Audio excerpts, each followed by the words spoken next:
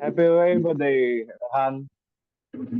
Happy Labor Day to you too, Ethan. Do you have the day off? Yeah, nice to get some rest. Hey, do you know the history of Labor Day in Indonesia? A bit, but I do know that Labor Day is celebrated on May 1st and is also known as May Day, right? That's right. It originally came from the international labor movement in the 19th century, especially in the United States. They were demanding fair working hours, 8 hours a day. Oh yeah, I've read about that. So how did it end up being celebrated in Indonesia? In Indonesia, Labor Day started being observed during the national movement era, but it was only made a national holiday by the President Susilo Bambang Yudhoyono in 2013. Wow, that's pretty recent. Even though the labor struggle has been going on for a long time. Yeah, workers in Indonesia have a long history of fighting for fair wages, social security, and workplace safety.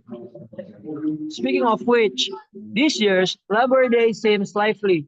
Huh? I saw on the news there are demonstrations in Jakarta, Bandung, and Surabaya. Yeah, workers are back on the street.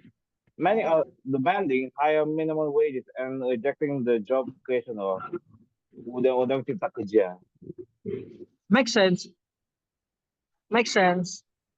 Life keeps getting more expensive, but salaries stay the same. Two, Labor Day isn't just a day off. It is important, also an important moment to work to no to voice workers' rights. Agree. But it still needs to be peaceful and orderly so the message gets across. Absolutely. What are your plans for today?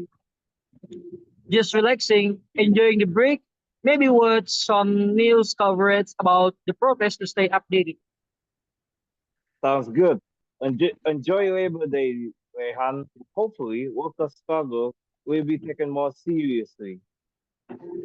I mean, happy Labor Day to you too, Witan. Happy Labor Day, bro, Rehan.